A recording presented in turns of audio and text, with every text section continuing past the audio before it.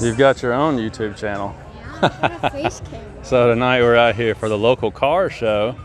And as you can see, there's all kinds of stuff here. So we're gonna do an interesting experiment. Since the Jeep Gladiator's been getting so much attention, we left the Mach 1 at home tonight and brought the Gladiator out here. And we're gonna see over the course of the night how many people hover around it. We already went in this little restaurant over here and had a waitress ask us about it. We can't take that truck anywhere. So this will be fun. Hey, check this old International out. That is an International, isn't it? Yeah, International. Nice old truck. That is cool. Somebody brought a really cool rock buggy down here too. Go check it out. Looks like it's got LS power. Nice.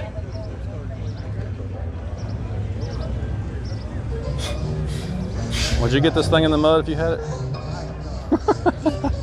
Yeah, I would too. I would bury this thing. That'd be a fun ride right there, wouldn't it? Full throttle and not have to worry about this thing. Awesome. But yeah, there's a little bit of everything down here. We've got some old heavy metal, rat rods, literally. Fox body convertible, GT 350. I mean, you can see just about everything you want to see down here.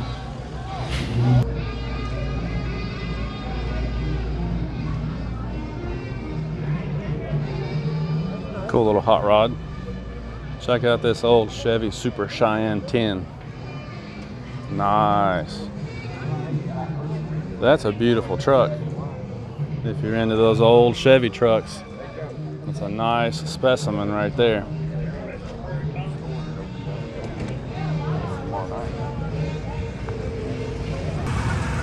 There's a 392 Hemi for you. Cool thing about this Camaro is the color. I love that color on that car. It just really pops. So cool. It's coming. It's coming. Garage shop. It's got to get the chicken out. Oh, it's not in there today. Usually it's got a chicken out over here. One of my favorite trucks from my childhood, the original F-150 Lightning. Sharp. Reminds me of the truck I had in high school. It wasn't a Lightning, but it was this body style. Check this little car out, Barry. So these things right here, you never know what people are going to put in them. Sometimes they have a, that was loud. Sometimes they have an LS motor in them or some kind of other V8. They can be sleepers. Yeah, I know. That's the point. It's supposed to look slow, and then you get waxed at a red light. Stingray. That's the one that your grandmother would want. She loves those.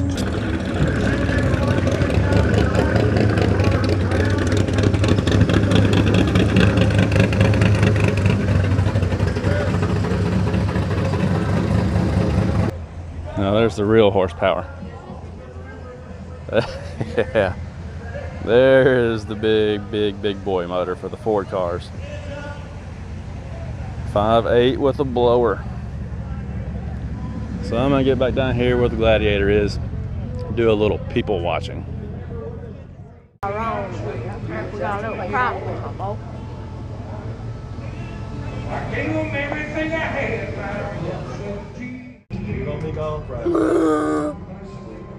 What? What?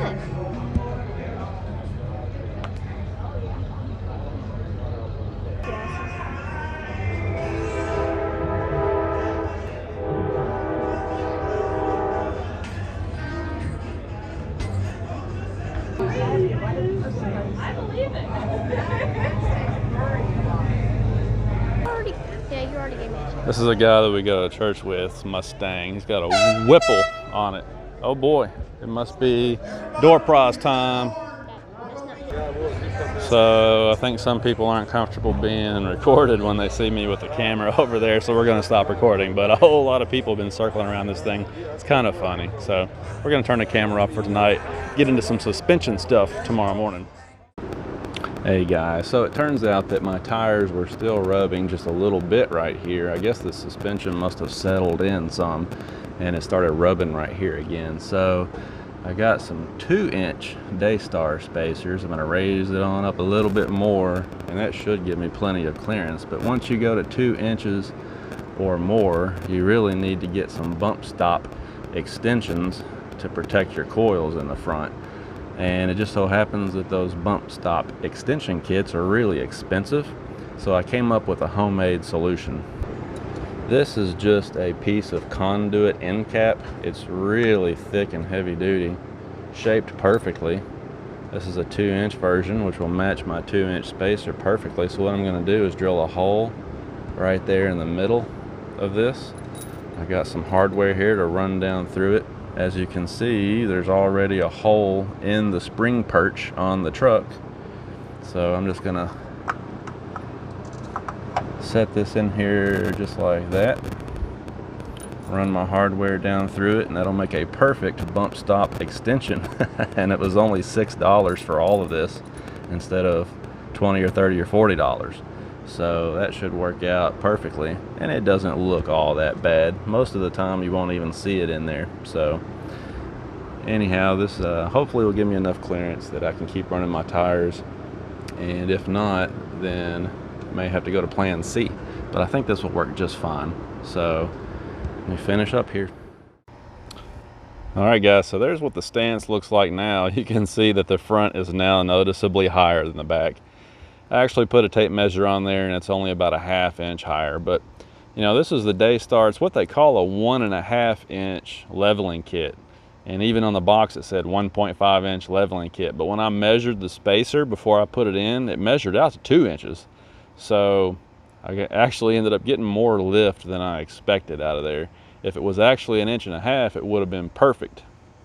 And you know, it is what it is. So anyway, I've got some 3/4 inch spacers coming to put in the back just to get a little bit more of a rake, you know, for hauling and towing. But this actually fixed the issue. Plenty of space down there right now. No more rubbing. We just rode down the lane here, took it out on the gravel roads, hit some bumps and things, and turned it full steering, lock to lock, no rubbing. So that did in fact cure the problem. I think it looks better now too. So once we raise the back up just a hair, it'll be perfect.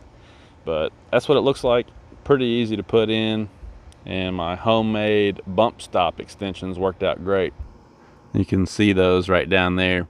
Again, that was just some PVC type material. There was electrical conduit end caps that I picked up at Lowe's. They were $2 a piece, and then I got some hardware that was just a little bit longer that would go on down far enough to thread a nut on the bottom. So $6, I think it was, something like that for both sides. And I got some bump stop extensions, so I don't have to worry about that now. You can see the 2-inch spacer in there on the top, and then the factory isolator on the bottom there. So again, it all worked out pretty good.